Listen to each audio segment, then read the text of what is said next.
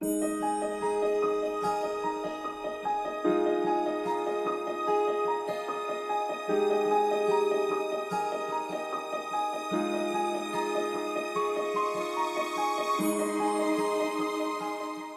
la palabra del Señor en Mateo capítulo 5, verso 38.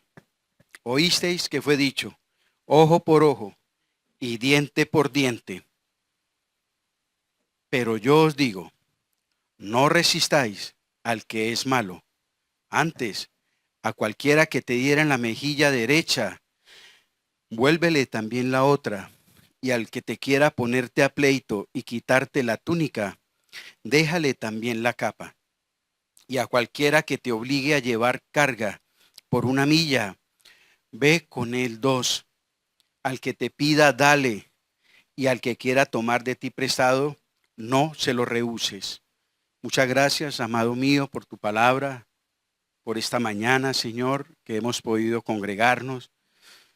Nos das vida, nos das salud, Señor. Colocas el anhelo en nuestro corazón de hacerlo. Sabemos, Señor, que el tiempo es necesario aprovecharlo, Padre. Algún día faltará la vida, faltarán las fuerzas, faltará la salud, Señor. Algún día, por más que quisiéramos estar en este lugar, nos vamos a ver impedido para estar, Señor. Pero mientras tú nos regales fuerzas, salud y vida, Señor, aquí estaremos. Como decía tu palabra, es mejor estar un día en los atrios del Señor que 1000 fuera de ellos. Venimos aquí a adorarle, Señor. Venimos aquí a congregarnos como hermanos en Cristo para bendecirle y agradecerle, pero también, Señor, con mucha humildad para pedirle que nos ayudes por medio de tu palabra a ser hacedores de la misma, Señor. Padre, ayúdanos, abre estos oídos, Señor, que no sigamos siendo sordos espirituales a la voz de tu Espíritu. Él quiere nuestra santificación. Él quiere que nos consagremos definitivamente para vivir y reflejar la vida de Cristo en este mundo, Señor. Padre, que nuestros corazones estén dispuestos no solo a oír un mensaje más esta mañana, sino que también, Señor, podamos tomar algo para ponerlo por obra en mi vida. Se lo ruego en esta mañana. En el nombre de Jesús, amén. Vamos a hacer, bien puedan, siéntense, sentadito, vamos a hacer una oración.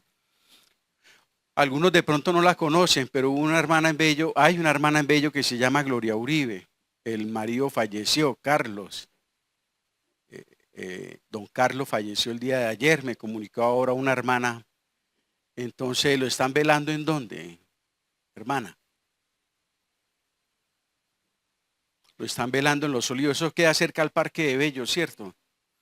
Realmente no sé si pueda ir. Tengo algunos compromisos ya aquí de por medio, muchos enfermitos en la iglesia. Me queda una semana para hacer muchas cosas. Vamos a ver si de pronto podemos ir con mi esposa y estar un ratico allá con Gloria. Vamos a ver si puedo. Pero, ¿cómo? Es que lo... no, ya no nos da tiempo. Yo pensé que lo iban a velar hoy. Falleció fue cuando. O sea que uno se muere hoy y mañana ya no está, ya no eran 3, 4 días velándolo a uno. No, esa es la vida, hermanos, esa es la vida. Así es la realidad. Bueno, de todas maneras ahí hagamos una pequeña oración para que el Señor fortalezca a la hermana Gloria, porque de todas maneras era su esposo y a sus hijos. Acompáñenme en oración por la hermana. Padre de los cielos, una vez más, Señor, estamos aquí en su presencia, Dios de todo consuelo, Señor de toda consolación. Oramos, Señor, por la hermana Gloria y sus hijos y toda su familia, Padre, que en estos momentos tienen duelo por la partida de don Carlos, Señor. Oramos, Señor, para que tú les fortalezcas. Oramos, Señor, para que tú les consueles. Oramos, Padre de la Gloria, para que esta noticia, que tarde o temprano llegará también a nuestras vidas, hoy ha llegado a la vida de la hermana Gloria. tú le fortalezcas, Señor. Oramos como orabas tú, Señor Jesús, por Pedro, para que en esta prueba su fe no falte, sino que se fortalezca. Por sus hijos también, Señor. Te pedimos por ellos, que los bendigas y los consueles, y por toda esta familia. En el nombre del Señor Jesucristo, amén. Muchas situaciones. Y tenemos, gracias a Dios, la herramienta de la oración, poderosa la oración, para clamar, para interceder, para venir delante de Dios por las necesidades y aflicciones de otros hermanos en la fe, que hay muchos, que hay muchos. Mis amados hermanos, el verso 38 y 39 lo vamos a estudiar hoy, Dios mediante, bajo el título, ¿tiene usted una fe genuina? Verso 38, mejor dicho, verso 38 al 42, lo que leímos hoy del capítulo 5 de Mateo. Lo vamos a estar estudiando este domingo y el próximo, si Dios nos da vida, bajo el título, ¿tiene usted una fe genuina? Por supuesto, cuando hablo de fe, hablo de una fe salvífica. Hoy en día tenemos muchas posibilidades, nosotros los cristianos, para estudiar la palabra del Señor. Hoy vamos a tener el privilegio de estudiar dos versículos, versículo 38 y versículo 39. El próximo domingo terminamos del 40 al 43, al 42, perdón. Y ahí vamos avanzando en nuestro estudio del Sermón del Monte. Como les decía anteriormente, en el modernismo en el que usted y yo vivimos en esta sociedad, tenemos la posibilidad, más que cualquier otra generación, de estudiar la palabra de Dios. Hubo generaciones de cristianos en el pasado que realmente eran, o tenían una Biblia o morían, o tenían una Biblia o eran desterrados, o tenían una Biblia o eran encarcelados. Y en esas épocas, si tenían una Biblia, la tenían en otros idiomas. En fin, tenían ellos, pero demasiados obstáculos para no solo tener un ejemplar de la Biblia, sino devorarlo, leerlo, practicarlo. Ha pasado el tiempo. ¿Cuántos en este lugar tenemos más de una Biblia en la casa? Más de una Biblia tenemos muchos de nosotros en nuestras casas, de todos los colores, de todos los tamaños y en todas las versiones habidas y por haber. Cierto, muchas herramientas tenemos para estudiar la palabra del Señor. Aparte de todo eso, ¿qué tenemos también? Tenemos, hermanos, por decirlo así, Biblias de estudio, comentarios bíblicos, mapas bíblicos, distintas versiones de las escrituras. Tenemos mucho apoyo hoy en día en la tecnología en lo que tiene que ver con el evangelio por la radio, en el evangelio online, en el evangelio a distancia. Muchas personitas en todo el mundo son discipuladas por medio de la internet, por medio de estos correos a distancia, de la radio, en fin. Hoy en día, gracias al Señor, hay muchas posibilidades para que la palabra de Dios corra y sea glorificada. Pero paradójicamente, escuchando todo lo anterior, hay una paradoja bien terrible. Tristemente, nuestra generación, precisamente esta generación de cristianos de estos últimos tiempos, no hemos sabido aprovechar todas esas bendiciones. Somos la generación de cristianos más analfabetas en lo que tiene que ver con el conocimiento de la palabra de Dios. Es muy triste decirlo. Con todas esas herramientas, con todas esas libertades y bendiciones que tenemos, hay una apatía terrible en el pueblo cristiano de esta generación por el estudio de la palabra de Dios. Hay un analfabetismo horrible, espantoso, hermano. De ahí las consecuencias espirituales que vemos hoy en día. Hoy en día la iglesia no impacta para nada al mundo en lo que tiene que ver con el estudio de la Biblia. Primero, un extremo. Muchos cristianos reconocen, al menos son sinceros y reconocen de que muy poco o nunca leen la Biblia. Y es un porcentaje alto dentro del pueblo creyente. Muy pocos, muy poco o nunca leen la escritura. Ellos dicen que ahí está el pastor.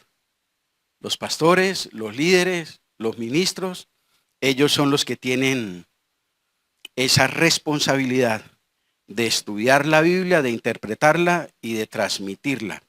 Entre otras razones, porque están muy ocupados en otras cosas más importantes. No hay tiempo para leer la Biblia, no hay tiempo para meditar la Biblia. Tengo asuntos más importantes que hacer. Yo pregunto, ¿es eso un modo de actuar frente a la palabra de Dios de un hijo de Dios? Yo cuestionaría la salvación de una persona así, con mucho respeto, sin meterme en terrenos que solo Dios conoce, pero yo cuestiono la salvación de una persona que se diga ser cristiana y nunca lea la Biblia, ni se apasione por las escrituras. Y que diga que tiene cosas más importantes, yo cuestiono que sea creyente. No me meto a decir que no lo es, porque eso solo lo conoce el Señor. Pero se queda uno pensando muchas situaciones. Otro punto, otros es lo contrario. Otros, muchos, pero muchos estudian la Biblia, pero solo con un propósito, de llenarse de un conocimiento teológico. De información está llena su mente, pero su corazón vacío del amor y la santidad de Dios. Dos extremos que tristemente caracterizan a la iglesia en cuanto a la palabra de Dios de estos últimos tiempos. ¿Por qué estoy hablando de esto? El título, ¿tiene usted una fe genuina? Y la fe está muy relacionada, va muy, pero muy relacionada con la palabra de Dios. La Biblia dice que la fe viene ¿por qué? ¿Y el oír qué? El oír a Condorito, el oír a Chespirito, el oír qué? El oír la palabra de Dios. Ella es viva y eficaz. En esos dos extremos hemos caído como cristianos de estos últimos tiempos.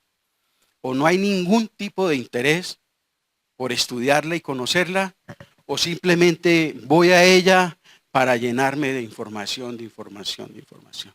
Y no dejo que ella me transforme, me cambie, me haga un hombre, una mujer nuevo para Dios. Porque ella lo puede hacer. No hay otra manera de que tú seas, después de la salvación, el propósito de Dios con cada uno de nosotros es la santificación. Va en ese orden, salvación, santificación y servicio. Dios no va a usar un instrumento sucio. Él primero nos salva, por supuesto. Primero nos perdona, nos salva, nos da vida eterna. Y en segundo lugar, Él empieza ¿qué? Ese proceso de santificación en usted y en mí. ¿Para qué? Para de esa manera poder usarnos para ser de testimonio a los perdidos. No puede haber santificación en el creyente aparte de la palabra de Dios. Jesucristo mismo enseñó, clamándole al Padre, le dijo, Padre, santifícalos ¿en qué? En tu verdad. Tu palabra es la verdad. ¿Cómo una persona puede llegar a crecer, a madurar en la vida espiritual si no tiene ningún interés por la Biblia, si no conoce la Biblia? Por favor. Es preocupante esa situación, hermano. Muchas personas que se han separado definitivamente del Evangelio han reconocido que, a pesar de conocimiento bíblico adquirido por años, oiga pues, o de haber sido criados en hogares de creyentes, o de haber sido parte por mucho tiempo de una iglesia como esta, una iglesia local, o de haber sido bautizados, o de haberse involucrado en un ministerio dentro de la iglesia, ellos mismos reconocen que a pesar de todo lo anterior y muchas cosas más, ellos nunca fueron creyentes genuinos. ¿Tiene usted una fe genuina? ¿Qué lo hace a uno verdaderamente un creyente con una fe genuina? Ante lo anterior me surge una lógica inquietud. ¿Se puede fingir la fe? La fe se puede fingir. Bueno, correcto, pero miremos lo que dice la Escritura. Vamos a segunda de Timoteo capítulo 3. Bueno, aquí me perdonan, pero no puedo esperar.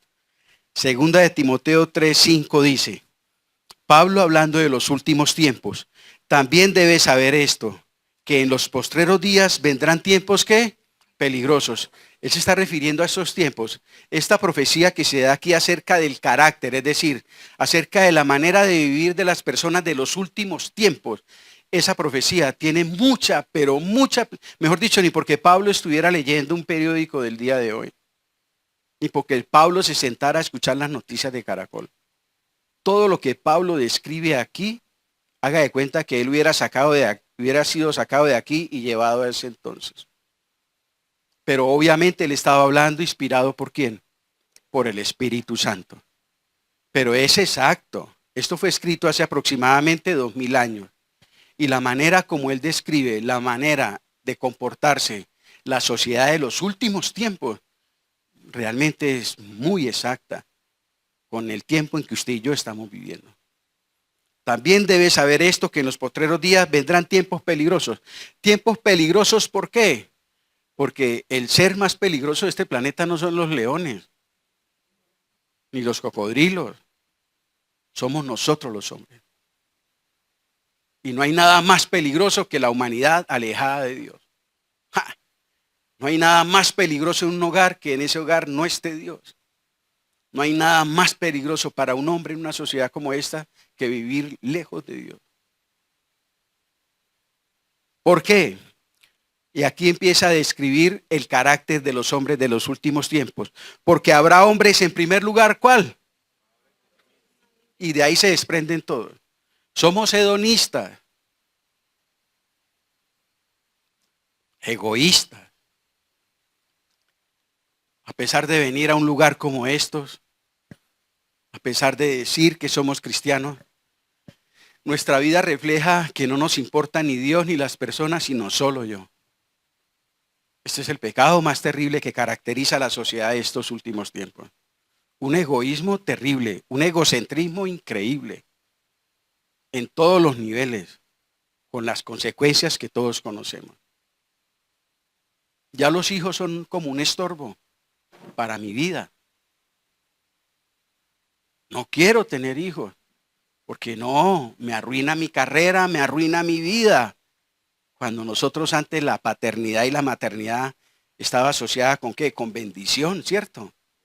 Ya no, hoy en día, ¿cuál es el motivo por los cuales los chicos no quieren la maternidad y la paternidad? Entre otras cosas por eso, porque no se quieren desacomodar, porque ser papá y ser mamá implica mucho ¿qué? Sacrificio, hermano, definitivamente. Y es de toda la vida. Eso no es porque están pequeñitos o porque ya se casaron. El compromiso con un hijo es de ¿cuándo? Toda la vida. Pero mucha gente en esta generación no está dispuesta a ese sacrificio. ¿Por qué? Nos amamos a nosotros mismos.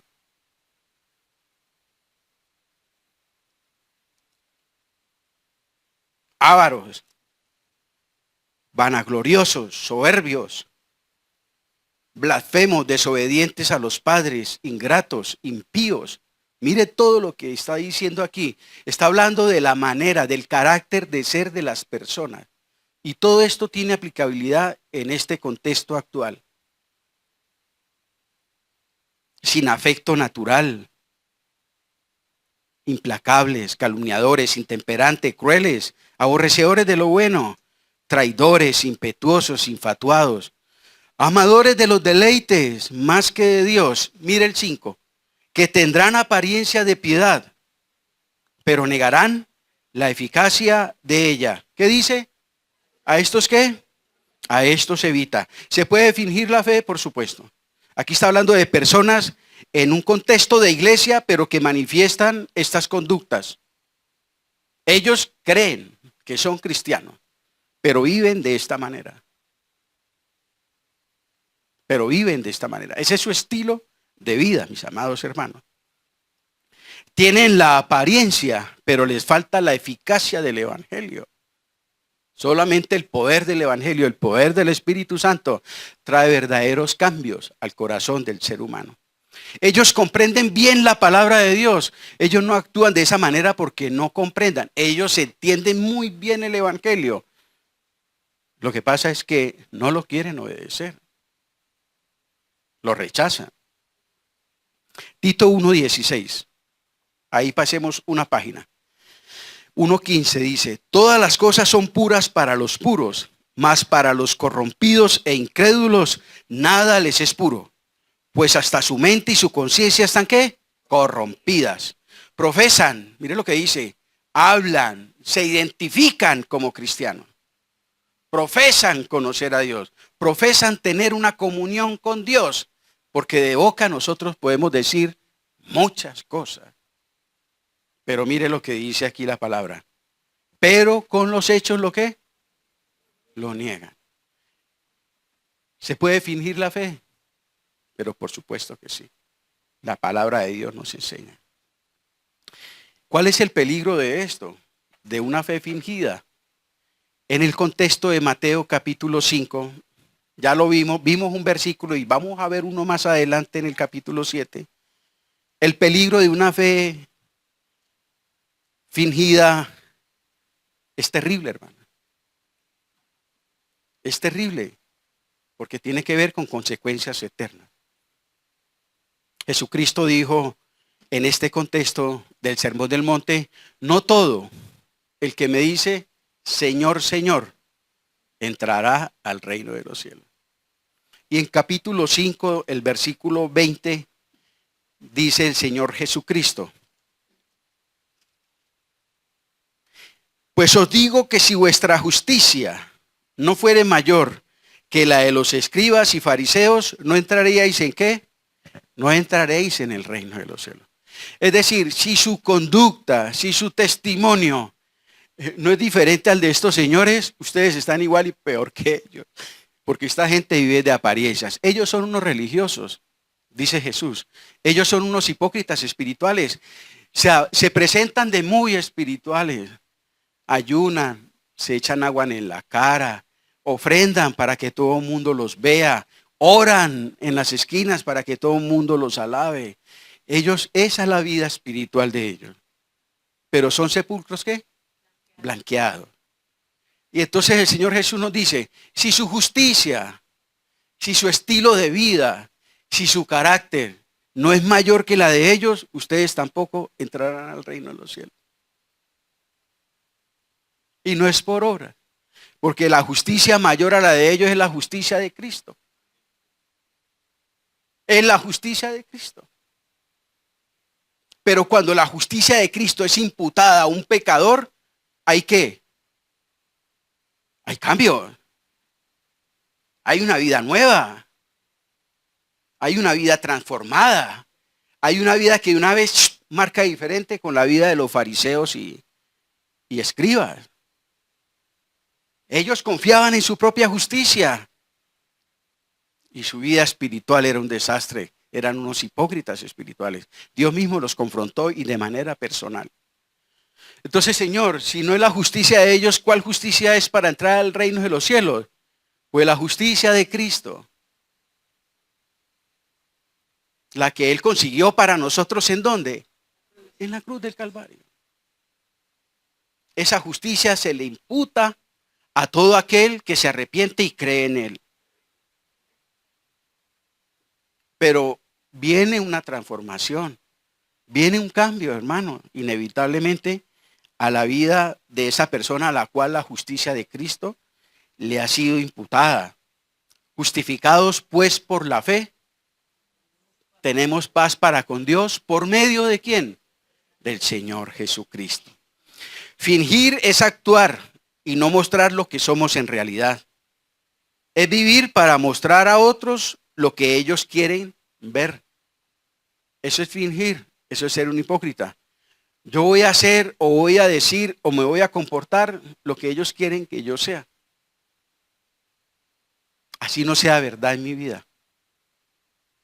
Eso se llama aparentar, eso se llama fingir. Por ejemplo, los hijos,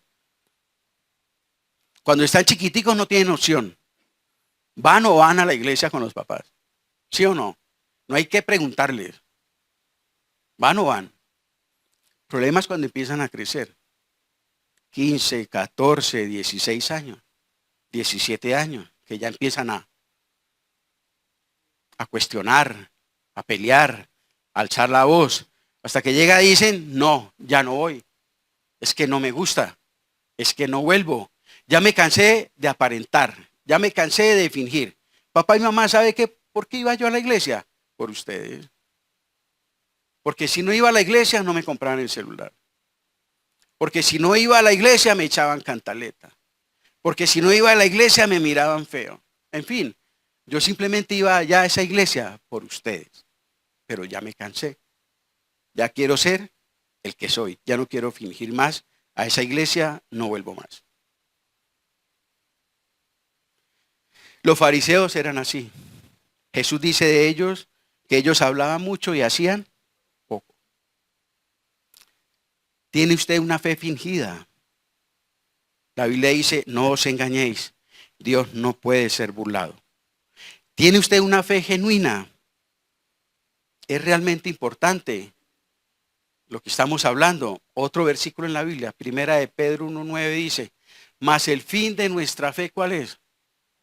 La salvación de nuestras almas. Hermano, es importante en esta mañana concientizarnos si realmente mi fe es genuina o no. Depende de mi eternidad. Mira, ayer murió don Carlos, hoy ya es ceniza. Y él es hoy, mañana puede ser cualquiera de nosotros. El problema no es morirnos, hermanos. El problema es, ¿dónde vas a pasar la eternidad si tú murieras hoy? ¿Dónde vas a pasar la eternidad si tú murieras hoy? Dios conoce los corazones. La Biblia dice que Dios conoce quiénes son los suyos. Dice el Señor, yo conozco, conoce el Señor los que son suyos. Y apártese de maldad todo aquel que invoca el nombre del Señor. ¿Por qué, hermanos, es tan importante? Porque Jesucristo específicamente se humilló para venir a este mundo y morir solo por una razón, para salvarnos, hermano. Jesucristo no vino a sanarnos de nuestras enfermedades, a darnos empleo, a buscarnos esposo o esposa, a ayudarnos en los momentos de tristeza. Todo eso Él lo hace, pero realmente todo eso es muy secundario. Él no se encarnó para eso. Él se encarnó con un propósito mucho más loable que trasciende nuestra comprensión humana, hermano. Jesucristo, el Hijo de Dios, vino al mundo con un solo propósito. ¿Cuál? Salvarnos. Salvarnos, hermano. Darnos vida eterna. Aquí somos pasajeros en este mundo. Pablo lo explica muy bien. Pablo dice, palabra fiel y digna de ser tenida en cuenta por todos, que Cristo Jesús vino al mundo para salvar a los que en Él creen. ¿Es su fe genuina? Gloria a Dios. Cree en el Señor Jesucristo y serás salvo. ¿Es su fe como la fe de los fariseos? Se va a llevar una sorpresa más que desagradable, una sorpresa miedosa cuando muera. Y Dios le diga, no lo conozco, hacedores de maldad, apartados. Esto es muy en serio. Esto es muy en serio, mis amados hermanos. ¿Cómo hago para saber que mi fe es genuina? ¿Me exhorta la Biblia a hacerlo? Pero por supuesto que sí. Segunda de Corintios 13:5 lo dice en esta versión, que se llama la Biblia viviente. Escúchenme, por favor. Lo leo en esta versión. Segunda de Corintios 13:5. Dice la Biblia aquí, probaos a vosotros mismos. Cada uno de ustedes hágase una conciencia, un examen de conciencia, un examen espiritual. ¿Cuántos de aquí nos hemos hecho exámenes que colesterol, que el corazón, que para el sueño, que para esto, que para... Mantenemos haciéndonos exámenes para examinar este cuerpo que algún día se va a desintegrar. ¿Por qué no examinar nuestro espíritu? ¿Por qué no examinar nuestra vida espiritual? Si nos preocupamos tanto por nuestro cuerpo, por eso nos sometemos a tantos exámenes médicos, que está muy bien. Está muy bien, no está mal, no lo estoy juzgando.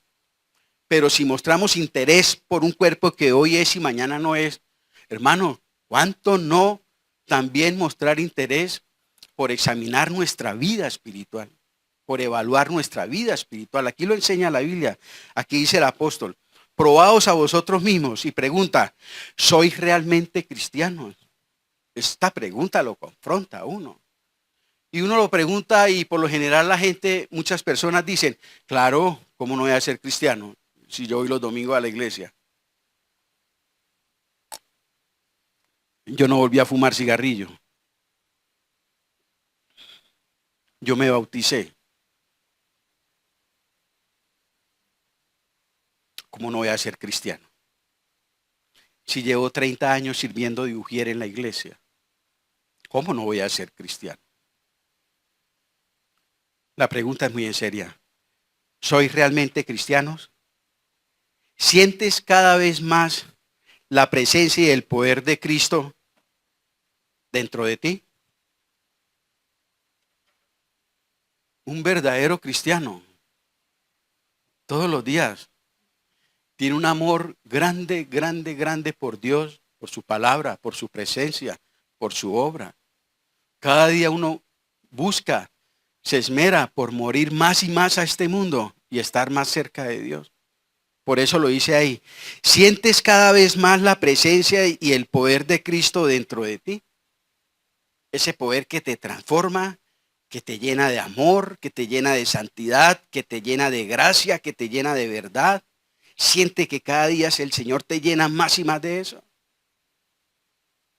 Sientes gozo y anhelo de venir a la iglesia. Sientes celo por la palabra de Dios, por la santidad. Sientes temor a Dios. Sientes anhelo por la presencia del Señor. O simplemente fingen ser cristianos cuando en realidad no lo son en absoluto. Segunda de Corintios, no lo digo yo, Segunda de Corintios 13:5, Biblia viviente. Es una Biblia en inglés, está traducida al español. O simplemente fingen ser cristianos cuando en realidad no lo es en absoluto. ¿Cómo saber de verdad que mi fe es genuina? Nuestros estilos de vida, nuestro carácter, es la prueba decisiva de la clase de fe que profesamos. O tenemos una fe sincera o tenemos una fe verdadera. Hermano Antonio, pero usted no está hablando pues que del sermón del monte, porque está hablando de todo esto. Por eso este pasaje lo partiendo para poder dar esta introducción. Que nos concienticemos en esta mañana realmente. Que nos examinemos de manera personal. Usted no tiene nadie por qué juzgarlo. Nadie tiene aquí la autoridad para decir quién es cristiano y quién no es cristiano. No, eso solo lo conoce Dios. Pero Dios sí nos invita esta mañana a cada uno de nosotros a que nos hagamos una evaluación personal de verdaderamente si estoy en una fe genuina o realmente lo que estoy viviendo es un evangelio de apariencias y de engaño. Eso lo podemos hacer y eso los invito a que lo hagamos. En serio que sí. Es muy importante, es trascendental más que cualquier otra cosa en nuestra existencia. ¿Cuál es la evidencia? ¿Me puede aclarar la Biblia cómo hago yo para realizarme esa autoevaluación espiritual? Claro que sí. Y una de ellas es, mis amados hermanos, cuando empezamos a ver cambios en nuestra vida. Cambios que no son fruto de su voluntad ni de su esfuerzo personal, no. Cambios que vienen de lo alto cuando usted se rinde. Uno simplemente se rinde, cae de rodillas, se deja que Él haga con usted lo que usted ¿qué? Quiera. No se resiste. ¿Qué es el problema de nosotros, hermano? Él es a querer obrar, pero nosotros no lo dejamos. Y el problema con Dios es que Él es tan caballero que no nos va a forzar. Si Él ve que tú no quieres, Él no lo va a forzar. Él se queda quieto. Pero una manera de comprobar efectivamente que tú tienes una fe genuina, que tú verdaderamente eres un hombre o una mujer de Dios, es su cambio de vida. ¿Y con qué lo puedo comparar? ¿Cuál es el estándar para saber que esa es una evidencia bíblica? La Biblia. la palabra de Dios, el sermón del monte. Por ejemplo, leamos 1 Corintios capítulo 6, que nos aclara mucho esta idea que les estoy transmitiendo. 1 Corintios 6, verso 9 en adelante. Mire lo que dice el apóstol. ¿No sabéis que los injustos no heredarán el reino de Dios? No erréis. Mire lo que empieza a decir él. Ni los fornicarios ni los idólatras. ¿Cuántos de nosotros éramos todo esto y mucho más? Vea, fornicarios, idólatras, adúlteros, afeminados, ni los que se echan con varones, ni los ladrones, ni los ávaros, ni los borrachos, ni los que viven maldiciendo y renegando, ni los estafadores heredarán el reino de Dios. O sea, los que tienen por estilo de vida todas estas conductas y muchas más, la Biblia dice, esas personas no entran al reino de los cielos. ¿Por qué? Porque no tienen la justicia de Cristo. O sea, no se va al infierno porque es borracho u homosexual o ladrón. No, en realidad no. Se va al infierno porque ha rehusado en su corazón rechazar el único medio para salvar lo que es la fe en el Señor Jesucristo. El vivir usted rechazando a Cristo en su vida es normal que empiece a desarrollar cualquiera de estas conductas en su vida como un hábito. Las personas que no tienen a Cristo, uno dice respetuosamente, ¿qué se puede esperar?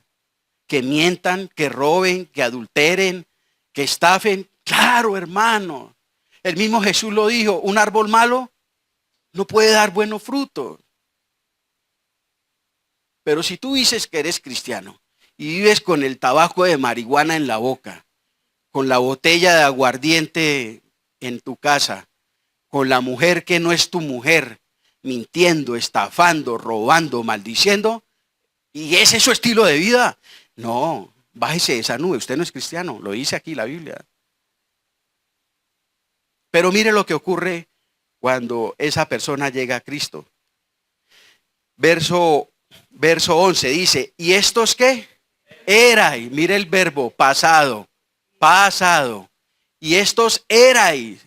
¿Y cuántos de nosotros aquí no éramos todo esto, hermanos? Éramos borrachos, éramos ladrones, mentirosos, éramos de todo esto. Pero qué bonito que podamos hablar en ese aspecto, en pasado. Eso éramos nosotros sin conocer a Cristo. Pero ya habéis sido ¿qué? Lavados, santificados, ya habéis sido justificados en el nombre del Señor Jesús y por el Espíritu de nuestro Dios. La Biblia habla de evidencias bien puntuales para que usted se haga una autoevaluación si usted tiene o no una fe genuina. Aquí hay un pasaje muy diciente. Y otro muy diciente es lo que estamos estudiando. Mateo capítulo 5, capítulo 6 y capítulo 7. Entre otras enseñanzas poderosas del Señor Jesucristo en ese sermón, Él nos está enseñando en el capítulo 5. Está identificando el carácter, es decir, la forma de ser de los hijos del reino.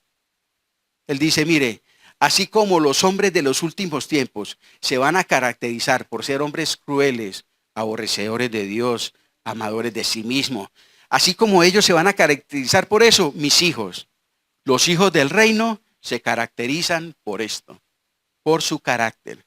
Ellos son así, ellos son así. Ellos no solo viven de apariencia.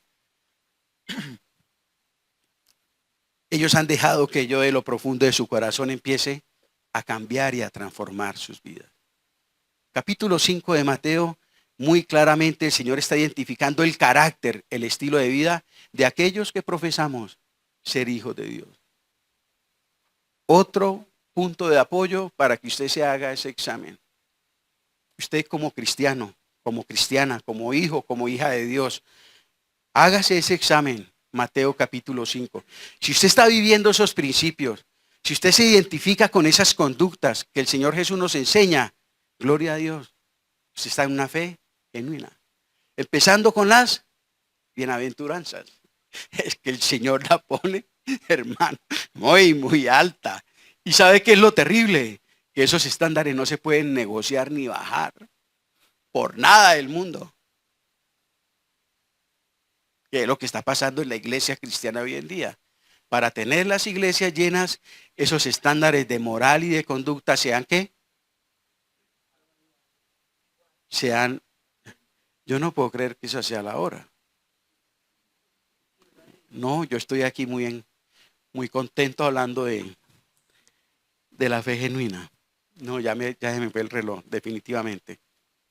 Mis amados hermanos, si su manera de vivir y de ser se identifica con estas conductas, su fe es una fe genuina. ¿Cuáles conductas, hermano Antonio? Las que venimos estudiando en Mateo capítulo 5. Hoy vamos a estudiar otra de ellas. Vamos a mirarla ahí por encima. ¿Cuál es? Evita la venganza o el desquite. Ay, ay, ay. Yo pensé que me iba a decir el licor, hermano, porque yo hace 30 años no me tomo una cerveza. Yo pensé que me iba a decir el adulterio, porque yo hace mucho tiempo no estoy con otra mujer que sea mi esposa. Pero esto, evitar desquitarme cuando me ofenden, cuando me hieren, cuando me hacen daño. Pero esto, el sacar de mi corazón la venganza, como es de dulce maquinar la venganza. No, hombre, por favor. Pues sí, Señor. Una característica que habla de una fe genuina es un hombre o una mujer que en su corazón no hay lugar para qué. Ni para la venganza ni para el desquite. Para nada, mis amados hermanos. El Señor enseña la reacción del creyente ante la injusticia recibida. ¿Cómo tenemos que reaccionar usted y yo cuando nos ofenden, cuando nos critican, cuando nos injurian y aun cuando nos atropellan y aun cuando nos menosprecian y aun cuando nos agreden? ¿Cómo debemos reaccionar? Pues hermano, a mí las palabras me resbalan. A mí dígame hasta misa, pero no me toque, porque va a conocer al Briglia. No me, lo único que le digo, ¿usted no ha visto que la gente es así? Vea, y hasta en los hogares, los problemas de pareja. Lo único que le digo, no me toque. ¿Por qué? Y si la toco, ¿qué pasa? ¡Ja! Atrévase, mijo. Tóqueme y verá lo que le pasa. Ahí me olvido que soy cristiana. Eso no es correcto. Eso lo tenemos que reevaluar. Porque en esto es importante las acciones, los pensamientos, pero también las reacciones. Un cristiano, ¿cómo reacciona? ¿Cómo reaccionó el Señor Jesucristo cuando le pegaban, cuando lo torturaban, cuando lo insultaban, cuando lo chiflaban, cuando lo escupían? ¿Cómo reaccionaba Él? Él es el modelo. Él es el estándar, mis amados hermanos. Verso 38 de Mateo capítulo 5. Mateo capítulo 5, verso 38. Un hermano que me colabore con la lectura. Ustedes han oído que se dijo, ojo por ojo y diente por diente. Gracias, Juan. Aquí eso es lo que se conoce, ese versículo. El Señor Jesús cita un texto del Antiguo Testamento donde se enseña lo que conocemos como la ley del talión o de las represalias. Por supuesto, mal interpretada por los fariseos y por los escribas. Porque eso está en el Antiguo Testamento. Leámoslo, mis amados hermanos. Yo miro aquí el apunte. Vamos a Éxodo, capítulo 21, verso 24. Un hermano que me colabore. Éxodo 21, 24. Eso estaba en la ley. Sí, Juan. Pero Juan, perdón, ¿qué versión es? No, la Valera, alguien que tenga la Valera. Éxodo 21, 24, para que no se me confundan. Dice así, Éxodo 21, 24, ojo por ojo, diente por diente, mano por mano, pie por pie. Gracias, hermanito. Esa era la famosa, conocida como la ley del talión o la ley de las represalias. Fue mal entendida, fue mal interpretada por estos líderes religiosos. Los fariseos enseñaban que esta ley exigía venganza si alguien te ofendía. Pero la Biblia no habla de ello. Lo que realmente el Señor quiere enseñar y lo que Jesús redirecciona y corrige es que ella habla de daños compensatorios o monetarios. Por eso esta ley no estaba dada para el pueblo, sino para los jueces como una norma jurídica. Una lectura correcta, teniendo en cuenta esto, de ese versículo sería el siguiente. En lugar de un ojo, paga el valor de un ojo. En lugar de un diente, paga el valor de un diente. Dios no está diciendo que el que haga algo lo dejen quieto, no, Él tiene que responder por sus actos. Si usted ha agredido a una persona, le causó daños personales, daños materiales, Dios no está diciendo que lo dejen así, no, Señor. Pero tampoco está diciendo lo que estos fariseos falsos interpretaban. No, ojo por ojo y diente por diente. Si me pegó un puño, le pego un puño. Si me pegó una puñalada, le pego una puñalada. Si mato un hijo, yo le mato un hijo. Eso fue lo que se diseminó y se enseñó en el Antiguo Testamento en el pueblo judío, pero fue totalmente malinterpretado, porque realmente la interpretación es esa. Tiene que ver con una restitución, donde median los jueces en la proporción del delito. Le tumbó un diente. ¿Cuánto vale el diente? Páguele el diente, pero no cualquier diente de porcelana. Pues yo, para que le duela y no lo vuelva a hacer. No le vaya a poner un diente de lata. No, me lo llevan para ahora al estudio, allá en el poblado, lo que cueste. Entonces ya el tipo, como le costó tanto pagarle el diente, al que vaya a tumbarle a otro ya lo piensa dos veces, porque dice, no, ya me sale muy costoso. Es puro hora al estudio, me va a dejar arruinado. Es en la misma proporción lo que el Señor quiere enseñar. Pero él en ningún momento estaba enseñando lo contrario, sino que lo contrario, ojo por ojo y diente por diente, estaba motivado por la ¿qué? Por la violencia, por el odio, por la ira de estos hombres. Y eso es lo que el Señor cuestiona y reprocha, mis amados hermanos. Jesús está condenando el principio de la ley civil. No lo está condenando Jesús, sino el espíritu de venganza y de represalia avivado por el odio y la violencia de estos tipos. Un ejemplo actual lo tenemos con el conflicto de judíos y palestinos. Vea, allá es diente por diente, ojo por ojo. Impulsado, encendido por un espíritu de ¿qué? De odio y de venganza. Eso no tiene cuándo acabar. Exacto, permanente. ¿Por qué? Porque el odio, eso es lo que produce. El odio de nosotros los seres humanos se nos va a la mano.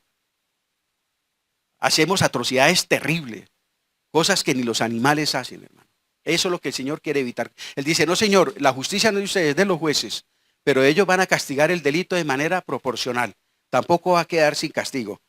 Entonces, mis amados hermanos, el verso 39 dice, si alguien abofetea en la mejilla, es decir, golpea, eso es literal también o simbólico.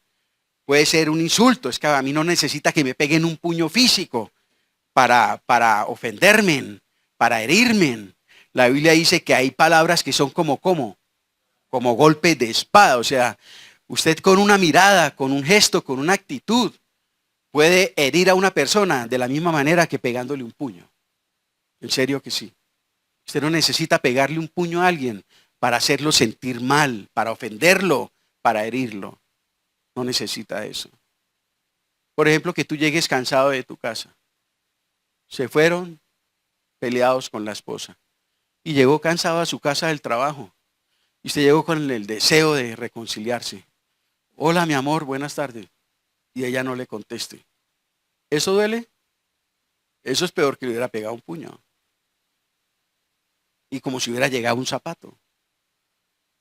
Era mejor que cogiera una chancla y le diera un chancletazo. Mire que no necesitamos de golpes físicos para ofender y herir a una persona, mis amados hermanos. Pero yo digo, no resistáis al que es malo, antes a cualquiera que te hiera en la mejilla derecha, ¿qué dice el Señor? Vuélvele también la izquierda. ¿Cómo responder a personas que lo tratan a uno como no es debido? ¿Cómo tratar a personas que uno considera que son enemigos? Como cristianos podemos pensar de esa manera. Como cristianos podemos tener personas y considerarlas adversarias, contradictores en mi vida. ¿Qué piensa? Jesucristo los tuvo. Jesucristo tuvo enemigos. Y no era porque fuera malo, por decir la verdad y vivir la verdad. Si tú hablas, si tú piensas, si tú actúas como Jesucristo, te vas a ganar muchos enemigos. Gratuitamente te los ganan. Pero ¿cómo actuar cuando eso ocurre? Bueno, La Biblia nos da unas pautas, mis amados hermanos. Vamos a mirarlas y con esas terminamos. Nuestra naturaleza cada día dice, ante una ofensa, mal por mal, me la hizo, me la paga. Y tristemente, muchos cristianos meditamos cuando nos ofenden de esta manera. Y lo guardamos allá en lo profundo del corazón. Venimos el domingo y cenamos, cantamos, ofrendamos, predicamos, evangelizamos. Y allá en lo profundo del corazón hay una sed de venganza y desquite por algún hermano o alguna persona que te hizo algo. Y la demora es que te lo nombren o te lo traigan a la mente, que ahí mismo. Eso surge.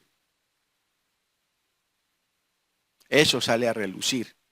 Mal por mal. Me la hizo, me la paga.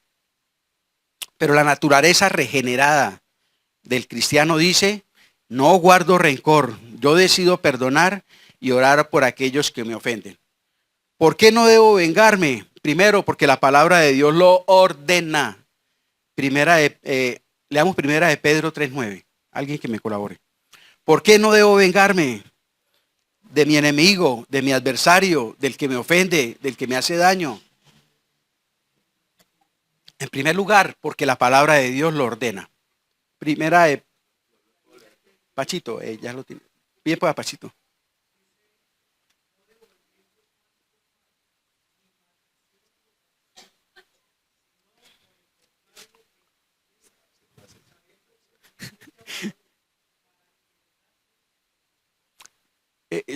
Esos son, hermanos, ese es el manual de vida, la Biblia, para nosotros. ¿Qué nos enseña ahí? No devuelvan mal por mal.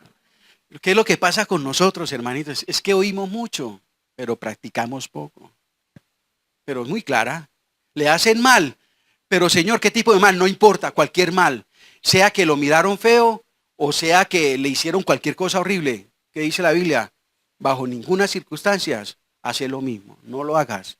No devolvas mal por mal. Nunca lo hagas. Muéstrenme en ustedes alguna escena donde el Señor Jesucristo haya devuelto mal por mal. Una sola. Ninguna. Ninguna, hermano, no tenemos excusas. Hermano, pero usted no sabe lo que me hizo. A usted no le hizo más de lo que le hicieron a Cristo.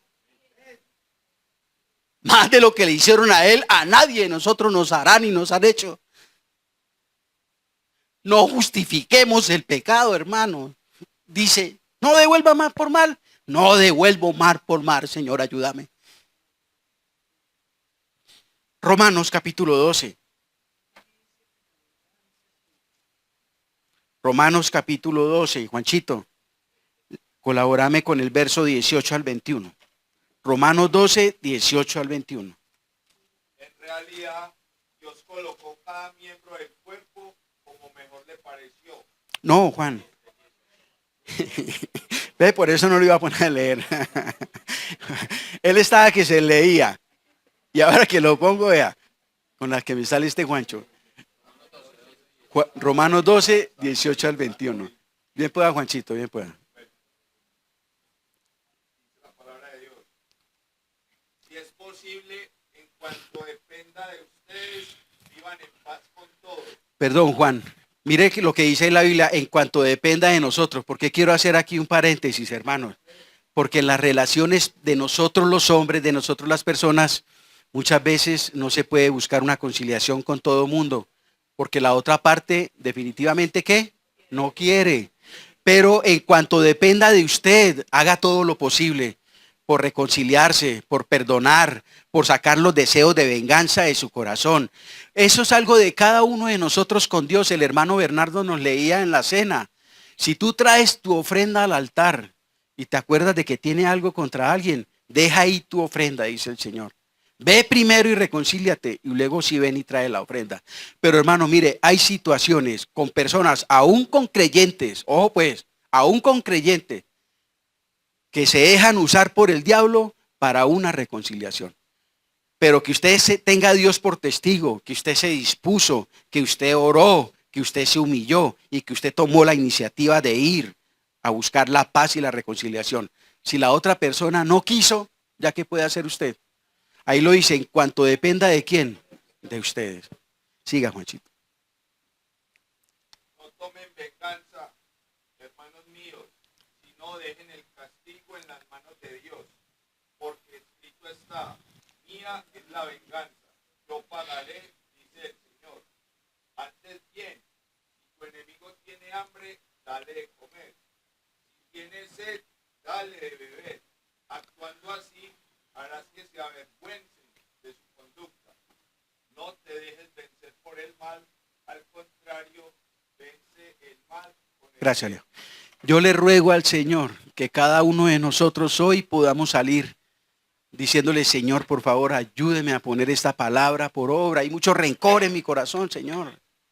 Hay mucho odio, Señor. Tú sabes lo que esa persona me hizo o dijo o me está haciendo. Pero, Señor, después de haber escuchado esta tu palabra, yo no quiero seguir siendo un oidor.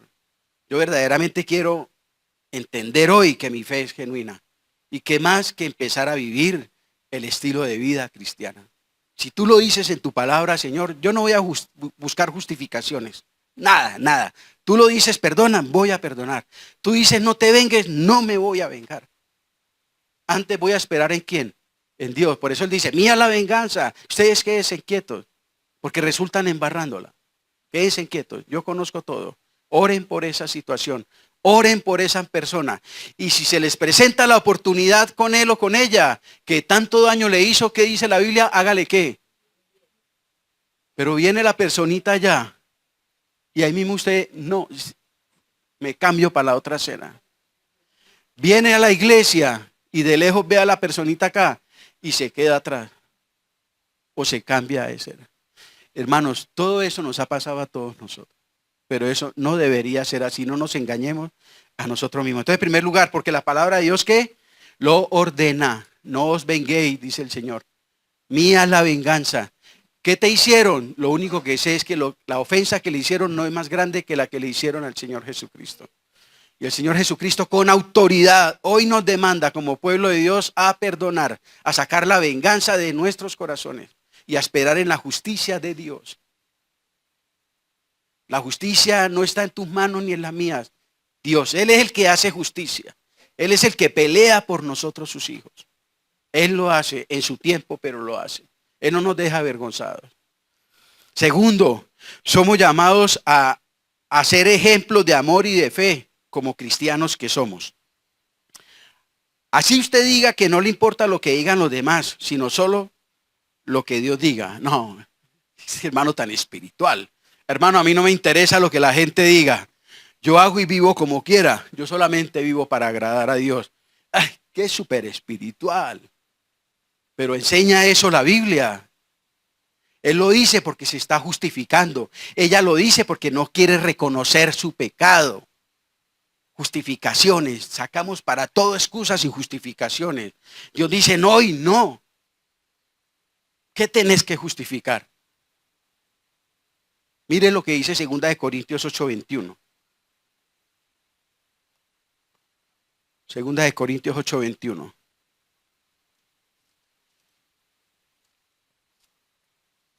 Dice la palabra del Señor. Procurando hacer las cosas honradamente, no solamente delante del Señor, sino también de quién, sino también delante de los hombres, como cristianos, por favor, no nos podemos olvidar de eso. Somos cartas leídas. Mis amados hermanos, yo les digo algo. La Biblia dice que el Señor Jesucristo crecía en sabiduría. ¿Crecía en qué más? En estatura y en gracia. Ojo pues, delante de Dios y de quién? Y de los hombres.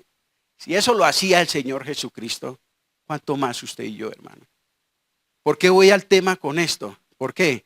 Porque nuestro trabajo, porque nuestros vecinos, porque nuestro hogar, porque nuestra familia, cuando tenemos un conflicto con alguien, las otras personas están a la expectativa de cómo tú reaccionas. Y la manera como el cristiano reacciona en esos contextos, cuando lo ofenden, ojo pues, puede ser de mucho tropiezo o puede ser de mucha bendición para las personas. Porque las personas lo van a observar. ¿Cómo va a responder el cristiano ante esa ofensa? Ellos no van a decir, no, él tiene derecho de haberle pegado.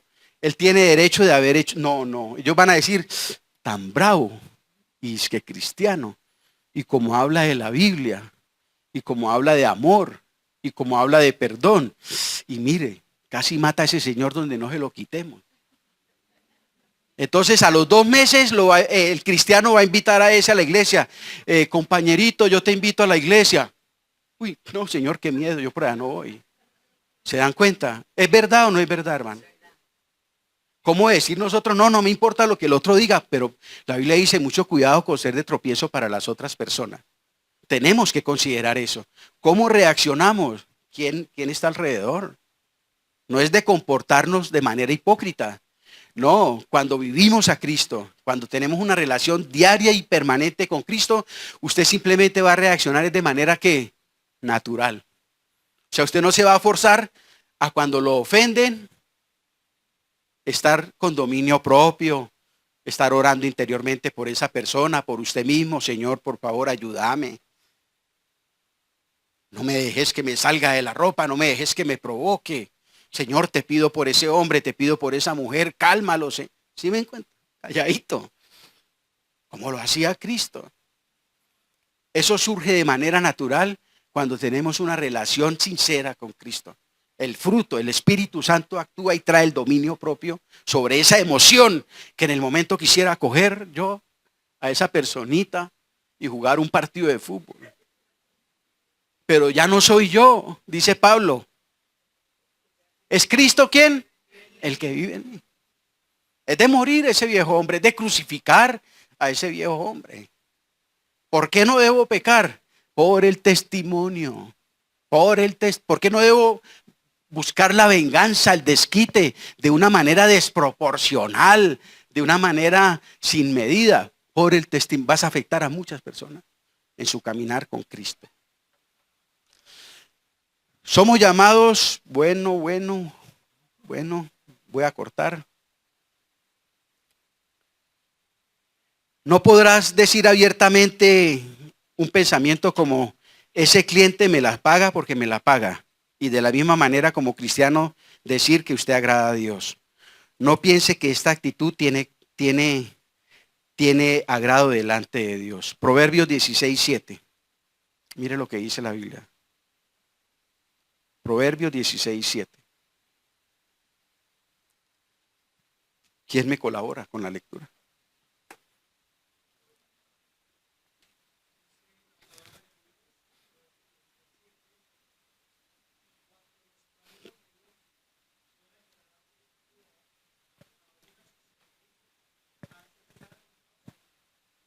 ¿Quién es el que se encarga de eso?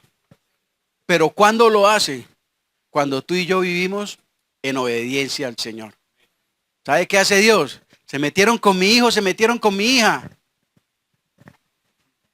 No se preocupe, mi hijo. Hágame caso. Quédese quieto, espere, ore. No se llene su corazón de rencor, de ira, de soberbia. Adóreme, sírvame. Quédese quieto, que yo cuadro eso. Él dice que aún a sus enemigos hace estar en paz con él. ¿Quién lo hace? Lo hace Dios, por ti y por mí. Pero si tú albergas en tu corazón el tomar la justicia y el desquite por tu cuenta propia, no vas a agradar a Dios. Vas a romper la comunión con Dios. Porque tu corazón se va a cargar de odio, de resentimiento. Vas a estar maquinando cómo hacerle mal a esa persona. Estás deseándole en tu interior que esa persona le vaya mal. Que esa persona se muera, se enferme, pierda el trabajo. Siempre estás envenenando tu propio espíritu con ese tipo de actitudes. Qué bueno es quitar eso y dejárselo al Señor. Y más bien orar por esa persona. Eso es no dejarse vencer por el mal. Y por último, no se deje robar la paz, el sueño, la tranquilidad, la salud, la comunión con Dios por ser una persona necia. Perdone, ore, descanse en Dios. Cuando nosotros asumimos este tipo de conductas, hasta nos enfermamos, hermano. Y dañamos el ambiente en todas partes. Una persona que tenga un corazón vengativo es una persona que daña el ambiente en todo lugar. Porque es una persona amargada, resentida, todo le fastidia, no habla con nadie, se aísla. Es una persona que ella misma se está causando daño, porque eso también enferma. La gente se enferma, problemas del corazón, estrés, se dispara una hormona X, se dispara la otra hormona no sé qué. Todo eso cuando no obedecemos la palabra del Señor. ¿Qué hizo José? ¿Se acuerdan todo lo que le hicieron a José? ¿Y José qué hizo? Se vengó de los hermanos. Perdonó a los hermanos, ¿cierto? Y dejó que Dios encaminara ese asunto para salvación de toda la nación de Israel. ¿Qué hizo Esteban minutos antes de morir? Señor, por favor, envía rayos y consume estos fariseos. Padre, perdónalos, porque no saben lo que hacen. Oiga, pues estaba siendo lapidado y no sabía qué era más miedo, si las piedras que le estaban pegando o los rostros de esos hombres iracundos, porque esos hombres se transformaron, hermano. Esos hombres, la ira los tomó, demudó su rostro. Me imagino que echaban babasa, lo miraban feo. Y él tuvo que soportar todo eso, ese odio de esas personas por él. Y fuera eso, esa agresión física que le quitó la vida. Y en medio de una situación de esas tan extrema, este hombre lleno del Espíritu Santo dijo, ¿qué dijo? Señor, no les tomes en cuenta este pecado. Él no dijo, máteme, mijito, porque donde me dejen vivo, ay, ay, ay. No, él no dijo eso. Él dijo, Padre, en tus manos encomiendo mi espíritu. Pero por favor, Señor, antes de morir te pido que perdones a estos hombres. ¿Qué dijo Pablo? Cuando las personas por las que él dio la vida, dio su tiempo, dio su salud, dio sus fuerzas, lo dejaron solo en una cárcel. Y así no nos pasa muchas veces. Lo damos todo por un hijo, por un esposo, por una esposa, por una iglesia, por una empresa y vea. Ja, nos da rabia, nos da deseo de desquitarnos. Esa empresita voy a ponerle una bomba. Toda mi vida trabajando, dejé mi juventud allá para que me echen como un... Allá le voy a poner una granada. ¿A eso hacemos nosotros los cristianos? ¿Qué hizo Pablo? Dice la Biblia que estando en la cárcel, ¿sabe qué dijo Pablo? Todos me han abandonado. No les he tomado eso en cuenta. Porque el Señor, ¿qué? Ha estado conmigo. Segunda de Timoteo, capítulo 4. Y ni qué hablar del mayor de todos, de Jesús. En la cruz del Calvario, casi que desnudo, muriendo, agonizando por los pecados de todos nosotros, de sus enemigos. ¿Qué dijo? Señor, por favor, perdónales. Perdónales, Señor, porque no solo esos fariseos que están ahí, todo el género humano crucificamos a Cristo. Porque fue crucificado por su pecado y por mi pecado. ¿Y qué dijo él? Perdónalo, porque no saben lo que hacen. Hermanito, ¿tiene usted una fe genuina? ¿Cómo reacciona cuando lo ofenden? ¿Cómo reacciona cuando lo insultan? Cuando lo agravian, cuando lo agreden. ¿Cómo reacciona? ¿Tiene usted una fe genuina, mi amado hermano? El Señor Jesús no hizo ningún mal, sin embargo lo azotaron, lo ultrajaron y lo crucificaron. Gracias, Leo. Y no dijo nada. ¿Pudo haber hecho que del cielo fuego consumiera a sus enemigos? ¿Pudo haber abierto la tierra y que se los tragaran? ¿Pudo haber llamado miles de ángeles? Pero no lo hizo. ¿Por qué? Porque en su corazón solo había ¿qué? Solo hay ¿qué? En el corazón de Dios. Compasión y amor por todos nosotros. ¿Tiene usted una fe genuina? Sus actitudes, sus reacciones son como las de Él. Si es así, podemos hablar de que tenemos una fe genuina. Si cuando me ofenden, perdono. Cuando me pegan en una mejilla, pongo la otra.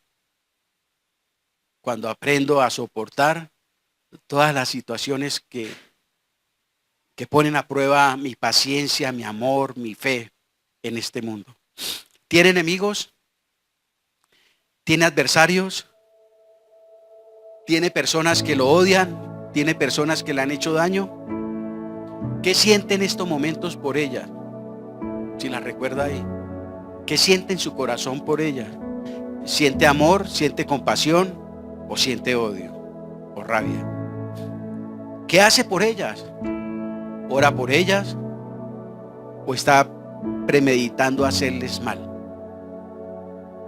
¿Las saluda cuando las encuentra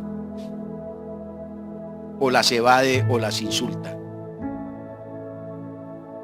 ¿Las ha perdonado o está deseando vengarse del daño que le hicieron? Hermano, ¿tiene usted una fe genuina? Oremos.